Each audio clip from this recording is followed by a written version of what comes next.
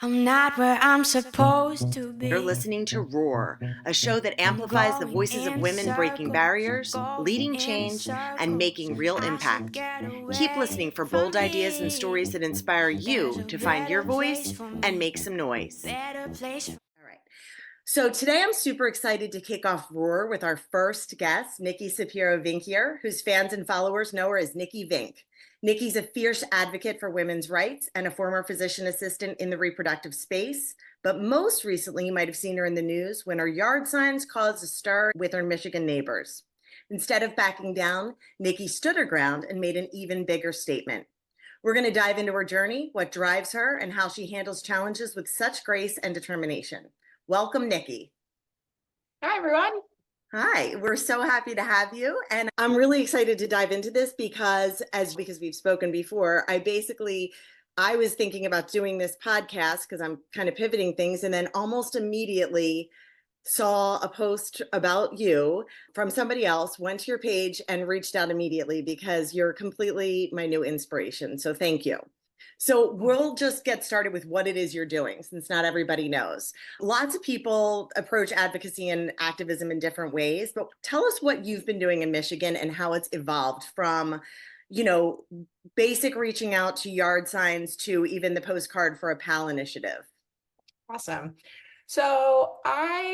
When Biden stepped aside, I have a background in reproductive rights and healthcare and advocacy work in that space. And when Kamala became the forefront candidate, those of us in the reproductive healthcare world were very excited. And so I really wanted to kind of throw my support behind her wholeheartedly. And so I ordered a same day printed lawn sign from CVS and I put it up on my front lawn. And I had one friend who reached out and was like, that's awesome. I'd like that. And I printed 3 more for her. I kind of figured, there was nothing that was even uploaded onto Kamala's website yet.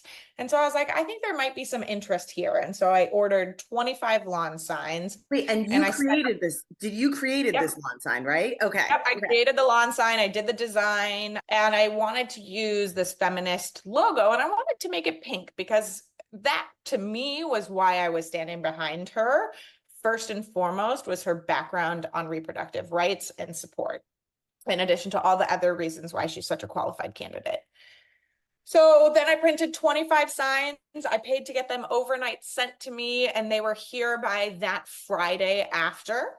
And I put them all out on my front lawn and essentially did like a pop-up shop. So the same kind of concept of when somebody has, eggs out on their front lawn from their chicken and people can buy their batch of eggs or whatever. Or firewood, yeah. Kind of like if you want to take a lawn sign, here's a lawn sign and here's what it cost me to buy them. So if you want to pitch in so I can buy the next person's sign, that would be awesome. And so the whole idea was like, I bought the first 25 lawn signs and I haven't bought any lawn signs since. And it's been this movement of this pay it forward movement, almost like when you go to Starbucks and the person in front of you paid for your latte, you pay for the latte behind you. So I fronted for the 25 signs. Those 25 signs ended up buying, the next batch. I talked to friends and family. I'm originally from California. And so there's a lot of them out there in that solidly blue state that wanted to do more things for our swing state and didn't really know what or how. So a bunch of family and friends pitched in some money, which was awesome. That bought 200 signs. The 200 signs bought 800 signs. Then the 800 signs bought 2,000 signs. And next thing I knew it, we've ordered 13,000 signs for the swing state of Michigan. We've shipped signs to North Carolina, Pennsylvania, Arizona, Wisconsin, Ohio, we have Georgia, we have them in all of the swing states. So it's been this kind of like swing state lawn sign movement. And when you say we, who is we? Me. It's me. Exactly. So you yourself are shipping these signs all over the place, and there is no we, it's me. But it sounds, I like using the word we because I can't do it by myself without the momentum. So we is really me and the collective power of us. But there is, it's me.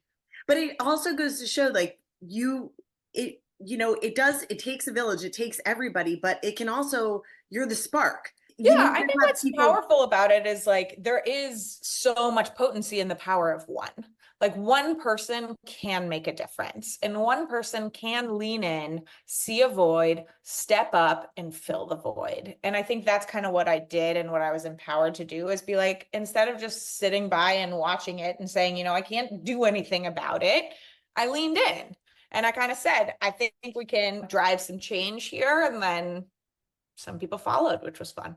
And you got, I mean, you admittedly, you got some pushback from your neighborhood. I did, yes. So my neighbor complained right when I set up that 25 lawn sign pop-up stand, which was surprising. And I was not home at the time, and they put a notice in my mailbox, which is a federal offense to use someone's mailbox, which is actually kind of the funny thing of all of it. Very. And I posted, they said that you could only have a single sign. And so we made this little witty video of my kids tying all the signs together with string to make them one sign, essentially. And Haley Stevens, one of our representatives, chimed into the chat and was like, hey, here is Elaine McLean. She's the mayor of Birmingham, Michigan. Here's her direct phone number. Give her a call. And so I gave her a call and she said, no, you're fine. Keep going. And we kind of got the blessing from city officials to say, we don't really meddle into that stuff, and political signs are yours to do what you want. And I said, all right, well, then let's go. That I think it's so great that you just kept going, because I think a lot of times as soon as somebody, especially because we're in such like a volatile political state, as soon as there's some pushback, people, you know, they're like, oh, like you just don't want to, it's tough to be in the middle of it. There's a lot of people that I know that are like, oh yeah, I feel the same way, but I just wouldn't say anything about it. What do you think of that?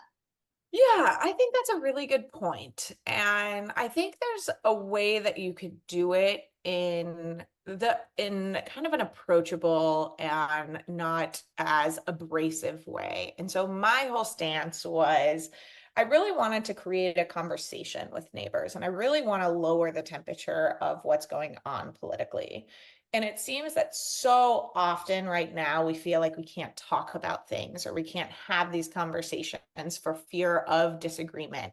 And I actually feel like in those uncomfortable conversations are where we can have kind of the most movement. And it may not be that we ever change someone's vote or change someone's vision, but what it can be is this idea of, we can agree to disagree, but let's just talk about what drives us, what motivates us, kind of what makes us feel vulnerable in this election, rather than it had felt like politics has been getting so divisive over time. And I think in leaning into the discomfort, but doing it in kind of like a kinder, gentler way, in a way, it opens up the opportunity for conversation around it. So I think instead of backing down in that moment, my goal was to stand up and say, no, actually, I know what I'm doing is okay right now. So I want to stand up for myself. And like, if you'd like to come talk about it, I'm more than happy to chat with you about these lawn signs, about this political climate, about what drives me. And I'd love to hear what drives you, right? And I think that so often it gets so contentious so quickly. And I think if we can all just kind of take a step back, lower the temperature a little bit, we might actually be able to talk about these things again. And it's been a long time since we've been able to do that. It really has. And I like how, you know, you pointed it as what drives you, because it's not just this, you know, you grow up with thinking that you're a thing. You know, you're a Democrat, you're a liberal, you're a dog lover, you're a cat lover, you are these things, and you grow up with them, and it becomes almost rote at some point where you're like, am I these things? So what is the thing that actually drove you? What is the, you know, what's the starting point for your advocacy? That's a great question. It all kind of happened by accident, in total transparency. So I'm born and raised in California, in Los Angeles, and I think I took for granted that not everybody around me was liberal and believed the same way I did. And my partner is from Michigan, and so we moved out to Michigan. And then I ended up, you know, I'm a physician assistant in OBGYN, and I had just been in this space now for 10 years. And in 2022, Roe fell. And it was actually a little bit before then. So it was right when RBG died. So it was about, however many months before, 8 months before or so, that RBG died. And those of us in the reproductive space immediately mourned her death for so many reasons. But the first thing was Roe is going. Roe was gone, right? And I think that's when I realized I didn't necessarily choose to be in advocacy. There was almost this moment where like advocacy has kind of chosen me because I ended up in this space as this person who has taken being liberal and being a Democrat for granted my whole life.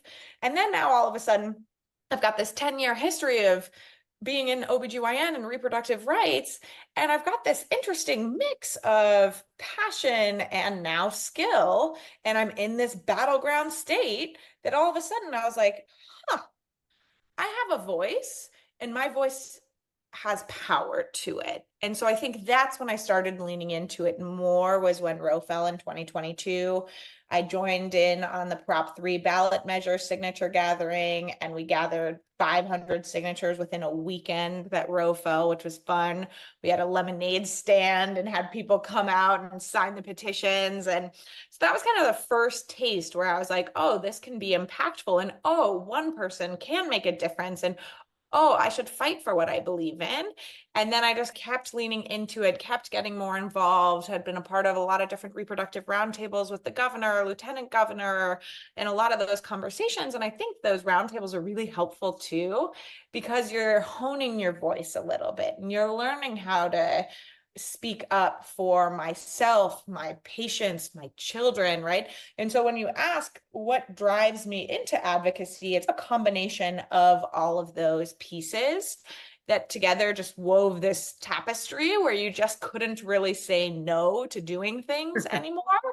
And all of a sudden, here I am. And then recently I lost my job and there were 50 days left until the election. And I said, well, we're going to just lean in as hard as we can and keep fighting the good fight, if you will. It's awesome. Wait, I just want to go back one thing. For people who don't know about Prop 3 in Michigan, could you just describe what that is and what that meant for you? Yep. So that was a citizen-led ballot initiative that then enshrined abortion rights into our state constitution. So we were one of the first states that when they talk about putting Roe back in the states or putting abortion rights back in the states, we were one of the first states in the United States to codify the right to abortion in our state constitution. So Prop 3 started it was the first citizen-led initiative, and we needed, I think it was 450,000 votes. We ended up turning in close to 800,000, so almost double what was required. Went through a whole bunch of hoopla, jumped through a whole bunch of hoops, ended up getting it on the ballot in 2022. And that was our election where we ended up getting Governor Whitmer reelected for her second term and ended up with our Dem trifecta. So Prop 3 in Michigan ended up passing with about a 55% win, which was tremendous. Very tremendous. But speaking of, so you've been in this space talking about Roe, which is obviously abortion rights and abortion access. And it's, I'm thinking about what you said before, how you want to lower the temperature of the room and have these conversations. Ironically, this is like one of the most divisive topics because people feel so strongly about it in different ways. How has that conversation been going for you? I've seen some of your posts where you've explained, because you've got this history in reproductive health care, so you're excellent at explaining it all. How has that gone for you? Do you feel like, I know it's really hard to change minds, but maybe to even just get people to accept that the idea is just, you don't have to worry about it. It's not saying you're pro-abortion. It's saying you're just not against it. Like, people have options and women need options for their healthcare. How's that gone for you? And also, just really quick, it is okay if you are pro-abortion, right? It is okay for people to be pro-abortion. Totally. And I would say I am. But I think it's a harder swing to go from life to pro-abortion. I think how and why I became better at talking about this is actually having conversations with some of my in-laws. My mother-in-law is a very conservative Catholic woman, and I have a beautiful relationship with her. She is a wonderful mother-in-law. She is a wonderful grandmother. We call her Mimi to my kids. She's an incredible person. She's a dentist. She's in medicine, and she has different views than I do. And that doesn't make her a bad person. And I'd like to think that she doesn't think that I'm a bad person for having different views. And over the years, we've had several conversations about abortion where it's not necessarily me trying to change her mind by any means, as much as it is to be, again, vulnerable and say, hey, this is what's driving me to continue to advocate in this space.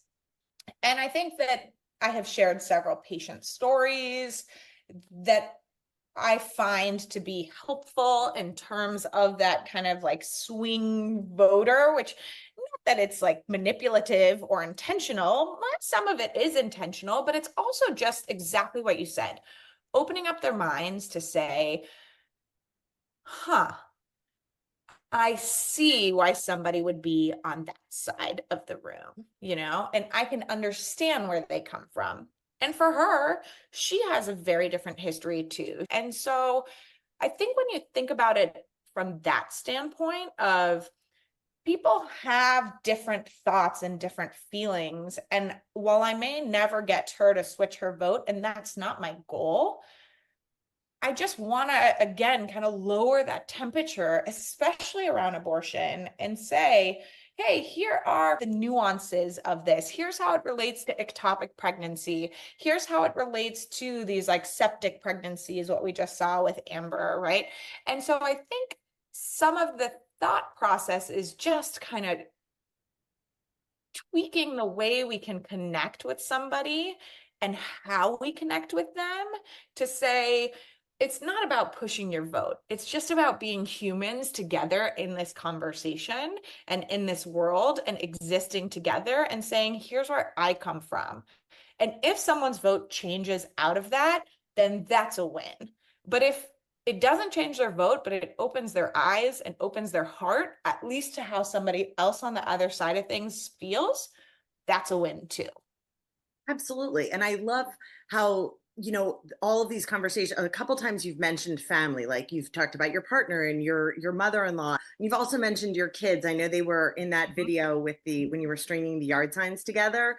How has how does being a mom impact your advocacy, or being a family member even? How does that go? Like, especially even, a lot of people I just was reading an article in the New York Times this morning about families being divided because of politics more than ever. It's like Civil War stuff, and it's such a shame because people are losing full relationships because of it. But as a mom especially, how does advocacy impact your family? What does it mean for you guys? It's a really interesting thing because I don't know any different in a way.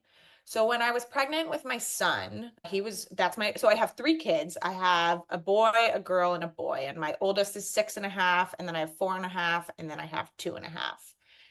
And when I was pregnant with my son, he was born in 2018, it was 2017, and that was when Harvey Weinstein trial happened.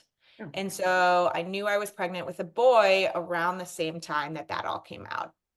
So it was really important to me to learn how to parent a male in this world right now. And thankfully, I have a wonderful partner, a wonderful father-in-law. Like, we have incredible examples of men, good men in our family, which is really amazing. And I'm so lucky to have that.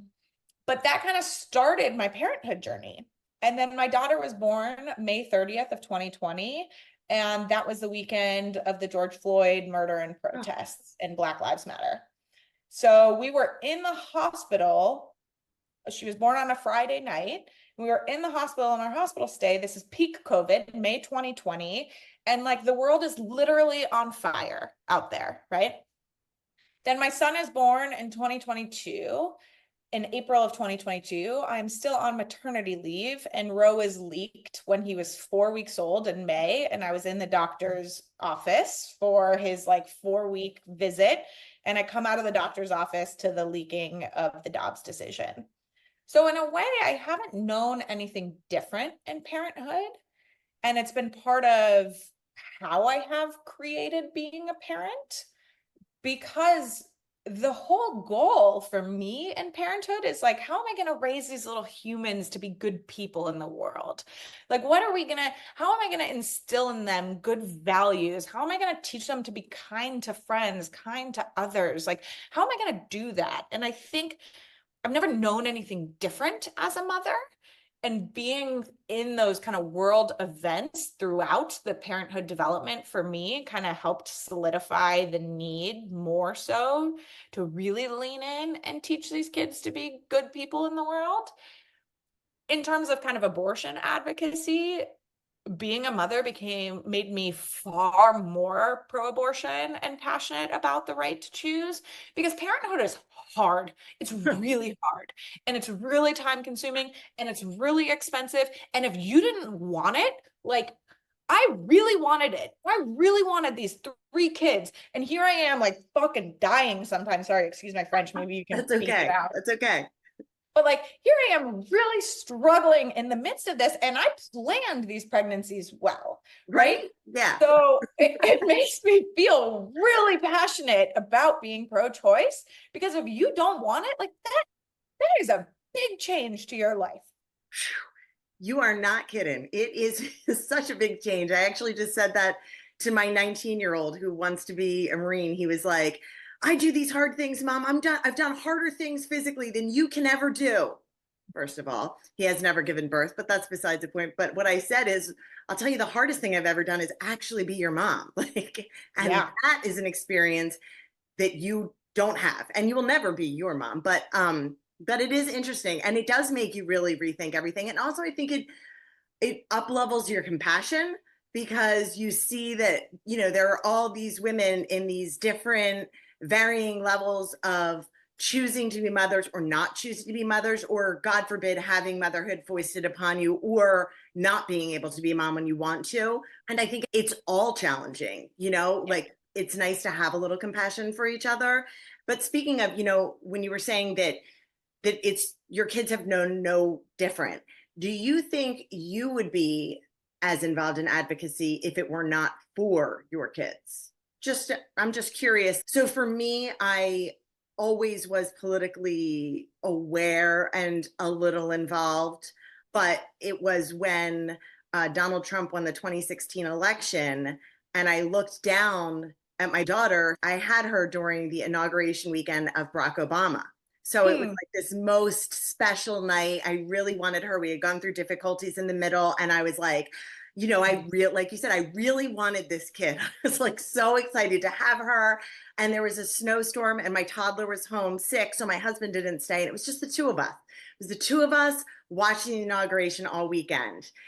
And then fast forward 8 years, and I'm having to think, my daughter is 8 years old, and now we have a president who openly says he's going to grab women's bodily parts and, potentially shut down and eventually shut down part of their autonomy. So yep. it definitely propelled me to action in a way that I probably would not have been propelled before. I hate to say. I would like to think that as a single woman without children, I might have also stepped in, but I might not have. That was like the clincher for me, that these kids were not gonna know that I didn't fight for them. So I'm just curious, do you think you would have gone, or has that propelled you in one way or the other? No, I think it would have happened because of Repro at baseline.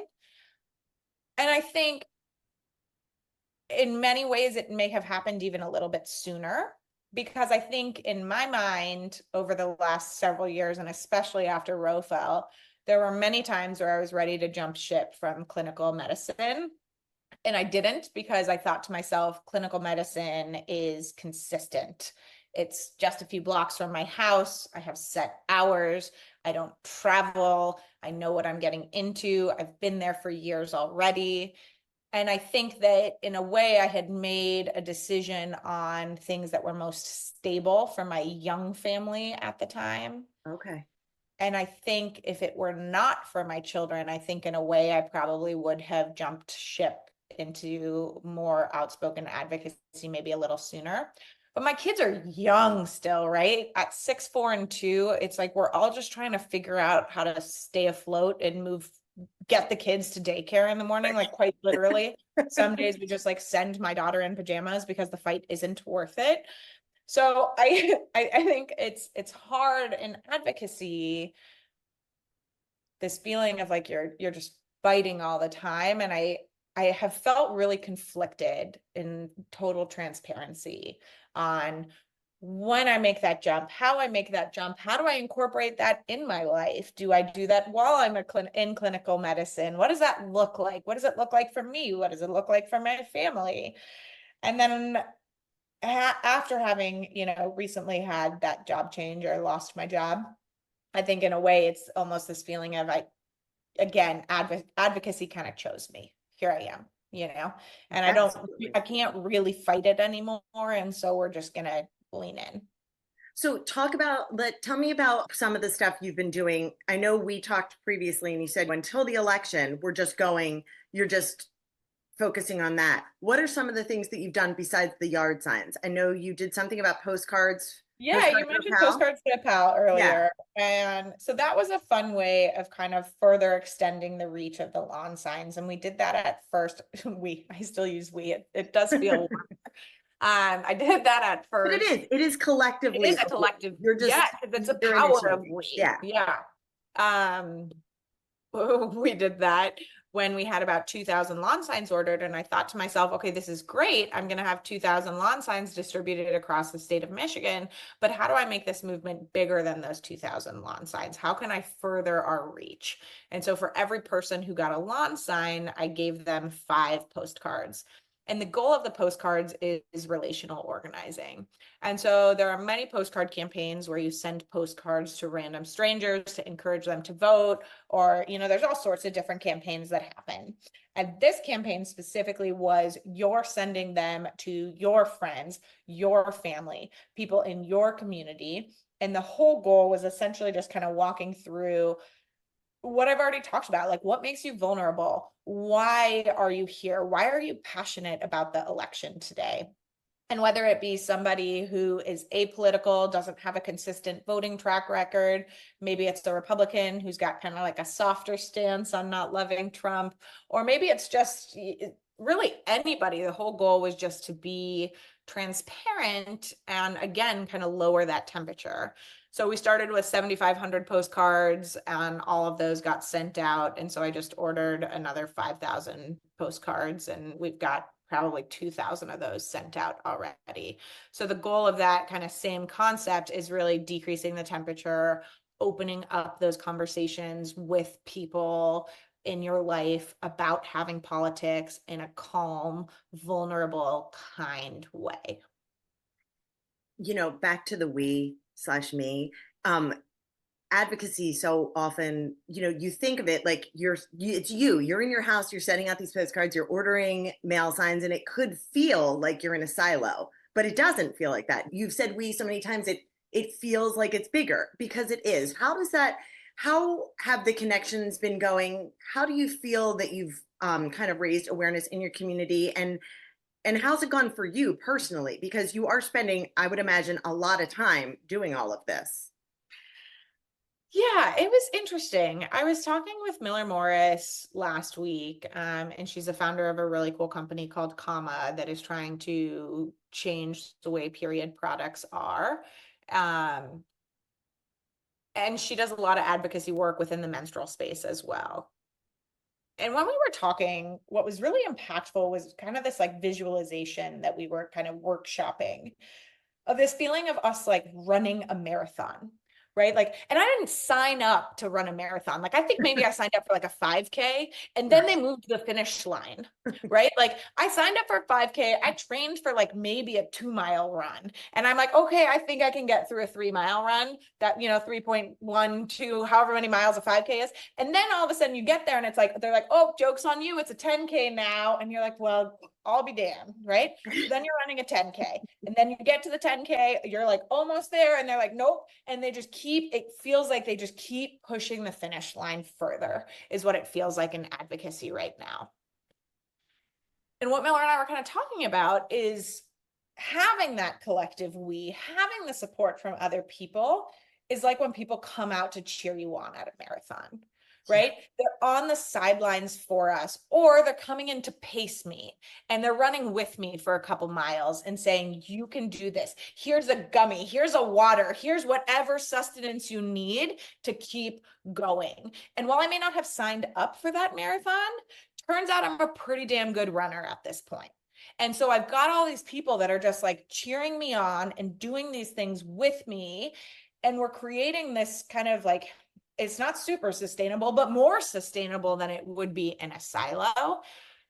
And when I kind of came to that picture of what that feels like, it was really empowering. And it made me feel so proud of that right? So proud to be a part of that to be, if you will, a creator of that And there are good days and bad days. Yesterday was a shitty day for me. And I just was kind of in a funk. I think I was mourning this change in my life right now.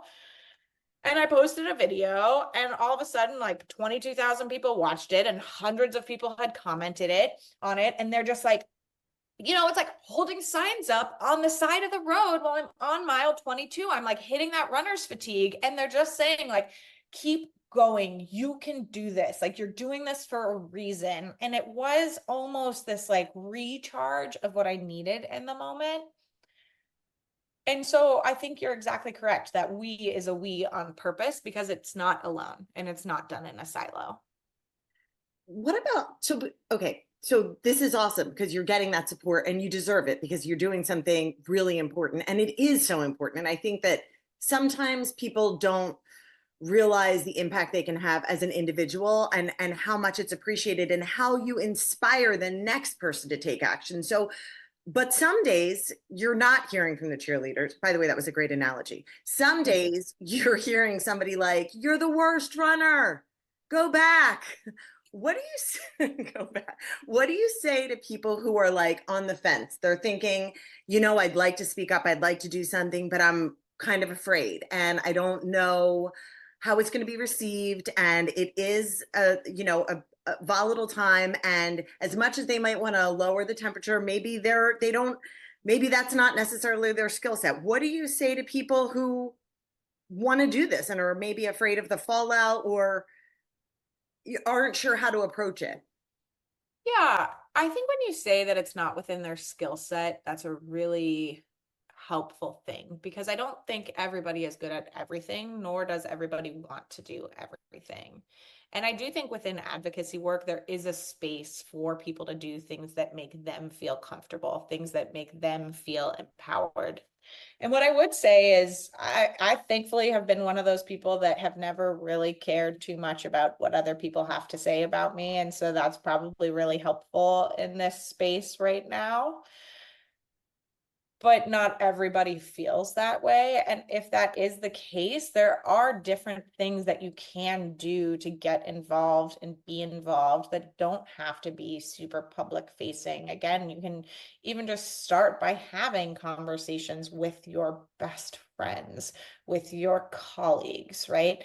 And you don't have to feel nervous about doing that or feel shame in doing that. And some of the most impactful change is proven to be in relational organizing. It is proven to be in texting friends, people that you feel comfortable with to say, hey, do you have a plan to vote? Hey, did you know that in Michigan, for example, there's 9 days of early voting, so you don't have to stand in line? Hey, did you know you can get an absentee ballot for no reason, right? Whatever it is, there are ways where you can do it that you feel comfortable. And so if you see something somebody else is doing and it inspires you, but you don't feel comfortable doing what they do, that doesn't mean you have to do what they do. It means you have to choose what speaks to you, what feels comfortable to you, and what sits in your wheelhouse. And that's where you're going to end up being most effective anyway, is if you're in your comfort zone and slightly pushing those borders, that's where you're going to make change, right?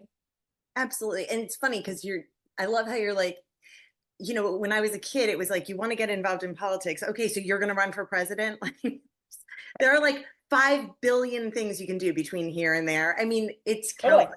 The ideas, the things you can do. And when I did run for office, I remember there were some people who were like, I'll do anything to help, but don't make me knock on doors. Not everybody wants to be the person having those conversations or being at the door, like you said, being front facing, but you can send letters, you can text your friends, you can help support the people that are doing those things by giving them a water break or just opening the door. That's a really nice step sometimes. So, tell me, we talked about you recently stopped working in the OBGYN space. Well, the hired OBGYN space. That doesn't mean that you're not doing it in advocacy. What is next for you? What are you thinking at this point? No, yet. I don't know. And I think it was so abrupt having been let go that I am, and the timing was right before the election, that I just kind of said, I'm going to lean in hard and I'm just going to see where all the chips fall after the election. And I think we've got two different candidates where the landscape is going to look very different could look very different on either side of the election. So I don't know yet. And what I'm going to do is just kind of wake up on November 6th. I mean, we're not going to have any answers on November 6th. So that's one of the things too, is that we're not going to know when we go to bed at night who the president is that night like we used to. The good old days, remember? Good old days, right? So we won't know then. And so I think it'll be kind of an evolving thing, but you will continue to hear from me about me in advocacy. It's definitely something that is going to continue to call my name. Well, before my last question, is there anything that I didn't ask that you did want to talk about?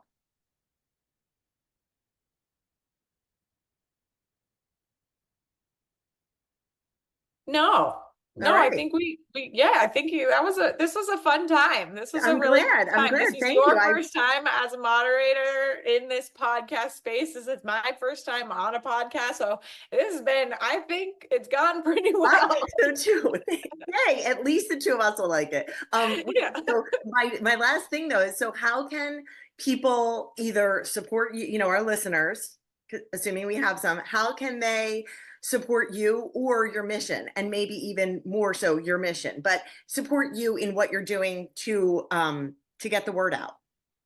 Yeah, so I'm on Instagram and TikTok at Nikki Vinck. And I think the best thing is really following along on the journey. And if there are messages that resonate with you, sharing that. And what we had talked about earlier in terms of like having those relational conversations with people that you know, you can use little bits and pieces from things like these conversations to use almost as like a springboard into your conversation of, hey, I heard this conversation that was happening on this podcast about this, and it made me think this, and I'd like to talk to you about that, right? And so it can almost help in a way of nudging these conversations forward bit by bit, to if there are things that resonate with you, to then use that to move forward in these conversations. I'm going to add one last thing. When you're doing your posts on Instagram, you're super informative. You've done a great. I really liked your post on basically the rebuttal against people saying that people are having abortions after the 9th month, which is, as we both know, actual murder. So that's not really happening. But how you explain what's behind that is really well done. And I think that you do that for a lot of topics. Is it okay? I'm going to share your handles, obviously, in our transcript, and I'll share them when I tag things. But would it be all right for people to reach out to ask you questions if they want to have these conversations? A lot of times I think what stops people from having the conversations is not actually knowing. They're like, well, are we doing these things? Like, is that happening somewhere? So knowing the facts behind it, even if you don't need to go, it's not like you have to go to school for 4 years to just get some clarity. Just hearing from a professional in the space sometimes helps. Is that okay with you? Yeah, I would love that. And if I don't have the answer, we can find the answer together. There's a lot of other incredible people in this space too, doing the work. So I would love, it's always an open dialogue. And that's one of my favorite things that I do get to do in this new influencer social media role is getting to talk to other people about what questions you may have, they may have, right? What questions their friends may have, things like that. I created this whole post about fetal personhood and IUDs, and how Republicans are coming after intrauterine devices simply because I did a talking session with the MSU Dems at Michigan State. And I talked about how reproductive rights are on the line, IUDs are on the line, all these things. And I got this lovely direct message from this, probably 19-year-old college girl who, bless her soul, just reached out to me directly and was like, hey, as a person who has an IUD, I'd like to learn a little bit more. Can you explain that more in depth of what's happening? And I made a 2-part video series being like, here's exactly how this is happening. Here's exactly the words that Republicans are using. Here's exactly the way that they're kind of hiding it in these bills.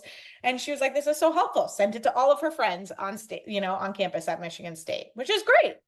That is great. I'm going to find that and we're going to link to that video too. So I am so grateful for your work and your willingness to be here with me. And I wish you lived closer so we could hang out in real life. Yeah. And stand outside by your yard. Maybe the next time we'll do this over beers at a brewery or something.